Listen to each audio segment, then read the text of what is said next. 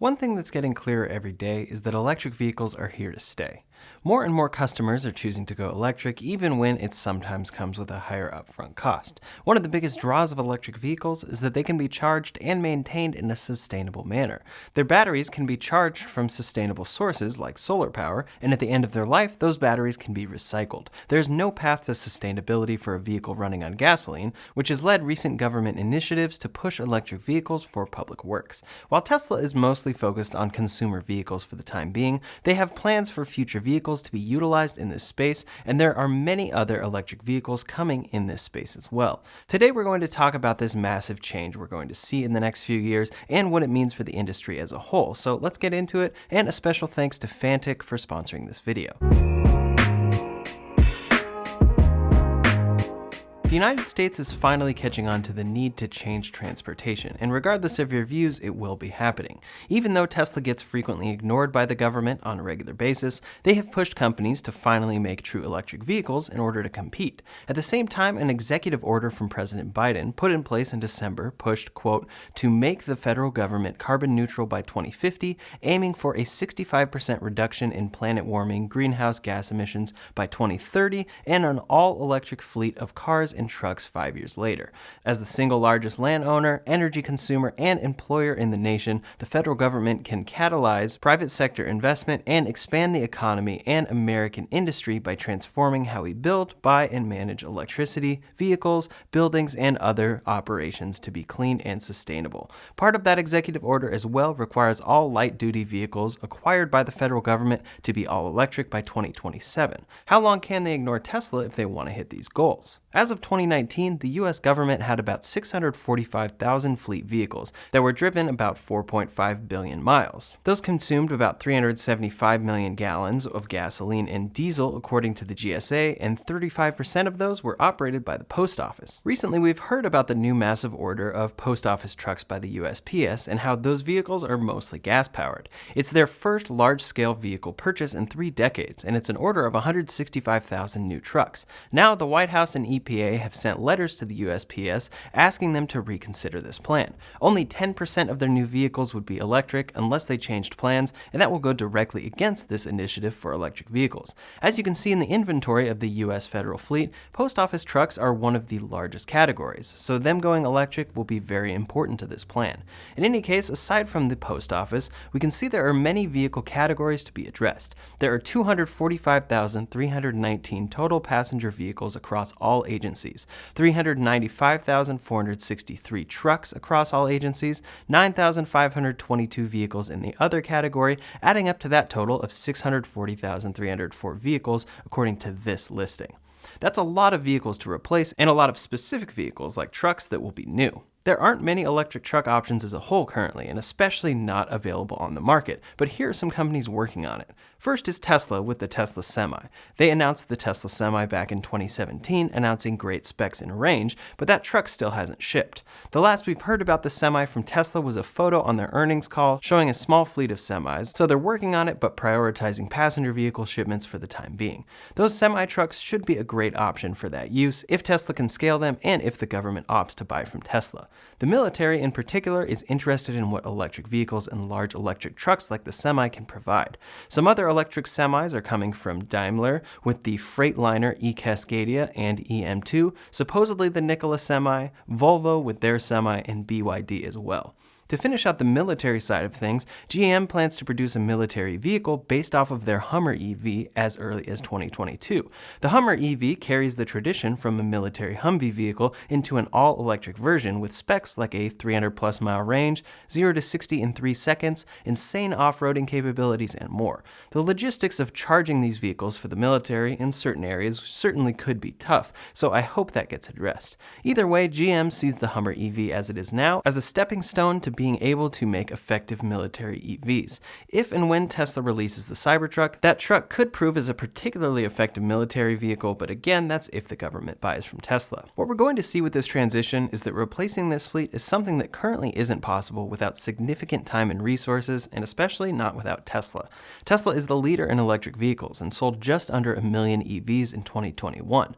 Likely the government won't be prioritizing working with Tesla, so they will be working with other companies like GM, who sold around 26 EVs in Q4 of 2021 due to Chevy Bolt recalls. Delays in scaling up EVs come from legacy automakers in the form of simply dragging their feet, but delays also come from battery supply as a whole. Batteries are the main cost drivers of EVs, and as more and more companies make EVs, battery supply is getting thinner.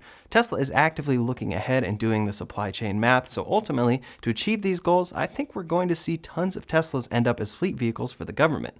Police Teslas have been demonstrated a number of times, like with this tricked out Tesla Model S.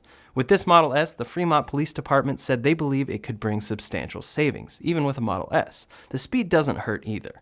While Tesla hasn't specifically pushed their vehicles as police cars in the US, they actually initiated their own testing program in the UK using Model 3s. These police test vehicles were custom built by Tesla, and it proved how effective these cars can be in these situations.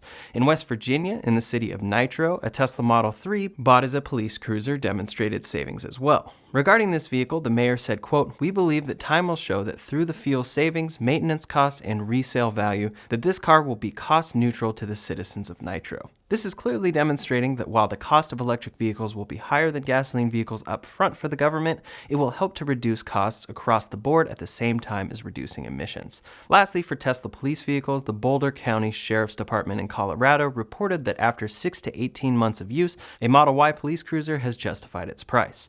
These are passenger vehicles, and Tesla isn't the only one making these in the coming years. It really seems like a big question will be how the government plans to replace trucks with electric trucks that don't exist yet. Before we go any further, I'd like to thank today's sponsor, the Fanttik EVO 300. The Fanttik EVO 300 is a portable, rechargeable generator that is clean and silent. It's specifically designed for fast charging, camping, emergencies, fishing, and any on-the-go power needs. This 299 watt-hour power station has enough capacity and ports to keep all your devices fully charged wherever you go. It also works with solar panels for the ultimate off-the-grid experience. The design of the EVO 300 is very modern with matte dark gray and a massive 9-inch LCD screen. It can recharge in as little as 2.5 hours and only takes about 3.5 hours with a solar panel in full sun, and the display provides all necessary information. The multitude of ports on it has you covered for any power needs, and one particular feature that isn't common on portable power stations is the built-in flashlight, making it even more useful for camping and power outages. To check out the Fanttik EVO 300 for yourself, click the link in the description below, and there are 2 exclusive early bird discounts available as well. Save a total of $90 on the EVO 300 with my code RyanShaw300 for $40 off, and a $50 coupon available in the link below. There are a number of electric work trucks announced and coming in the future that will likely get adapted for various uses. The first place we're really seeing electric vans is from delivery companies. BrightDrop delivered their first 5 of 500 EVs to FedEx at the end of last year. Their electric delivery vans get up to 250 miles of range on a charge, and they estimate over $7,000 in annual expense savings versus a diesel alternative. Arrival is another EV startup working on electric vans. UPS is working with Arrival and ordered 10,000 of their vehicles to start. This is significant because Arrival says, quote, "The company's unique skateboard platforms enable the creation of vehicles in any weight, type, size, and shape to match customer requirements, which are then deployed close to areas of demand across the globe in Arrival's microfactories." So even though their delivery vans are designed for something specific, the core of the van itself could power many other vehicle shapes and sizes.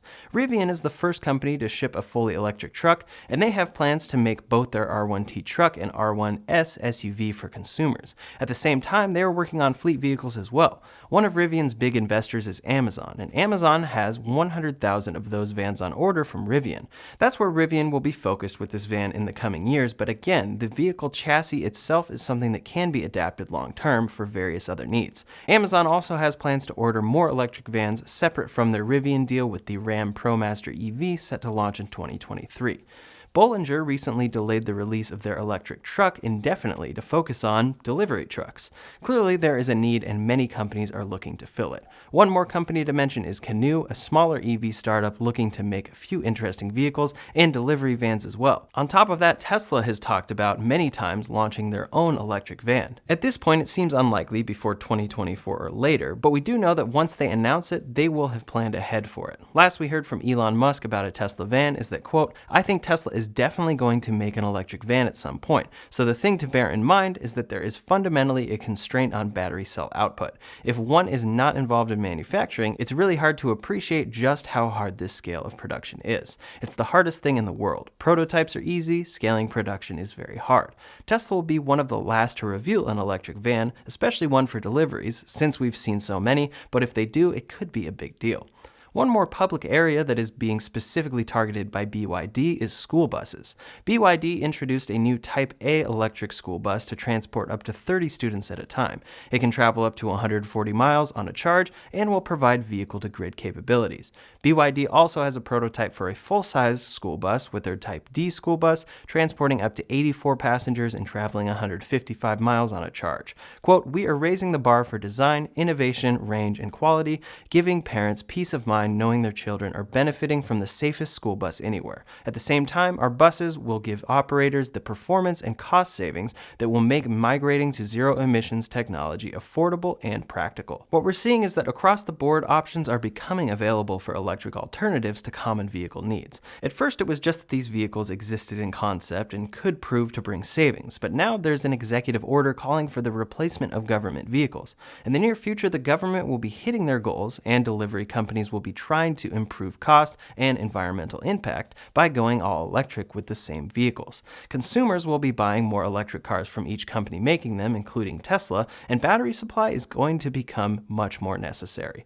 The demand for batteries continues to grow and supply is limited. Tesla is hard at work on their own battery manufacturing facilities, diving headfirst into a new cell form factor they call 4680. But in the meantime, quote, "Global demand for electric cars has outstripped the manufacturing capacity to build them, and automakers everywhere are scrambling to secure access to a limited availability of batteries, raw materials, and powertrain components." Tesla, with the biggest early investments in EV manufacturing, has become the priority relationship for many key suppliers. This quote is from Dan Levy, a well-known analyst, and it points to Tesla's huge advantage going forward. Panasonic and others are planning to make these cells as well, but at the same time, GM has announced a new $7 billion investment in growing its electric vehicle manufacturing capabilities in Michigan. Part of this construction includes a new battery cell plant in Lansing, and this adds to their plans to manufacture batteries with LG in Ohio and Tennessee. There is huge demand for EVs, but ultimately, people will buy what is available. Production is one of Tesla's biggest strengths going forward, since the batteries are such a large piece. Even though the US government clearly doesn't want to fully support Tesla, at least in the way that they support GM or Ford, many of these fleet purchasing decisions will be made at lower levels. Decisions to buy an all-new EV fleet will come from the state and local levels, meaning that Tesla will end up included in a big way, leading to huge demand for them. This is huge demand coming from an entirely new place than we've seen before. We saw recently that Hertz ordered 100,000 Teslas and plans to expand, leading to increased demand for Tesla's vehicles beyond consumer-level demand. Then going forward, with this whole public works vehicle replacement coming into play and agencies needing to hit goals, demand will increase even further. Many will want to buy from GM and Ford and many other electric vehicle companies, and there's nothing wrong with that, but ultimately Tesla is on the path to having the most widely available and compelling electric vehicles to fit these needs.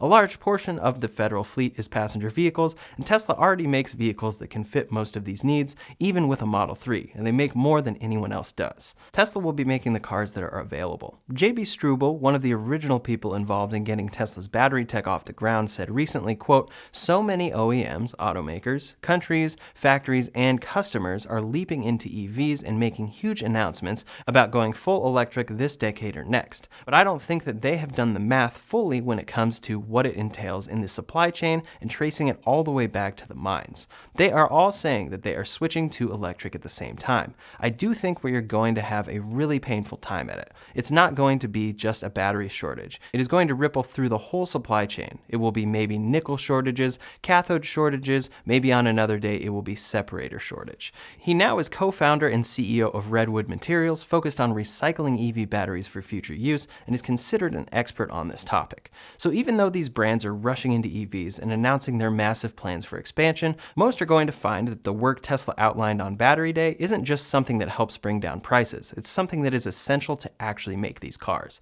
To hit EV purchasing goals, agencies will be ordering lots of electric cars going forward, and a large portion of those will end up with Tesla, whether it be for passenger cars, the Semi, or even Cybertruck.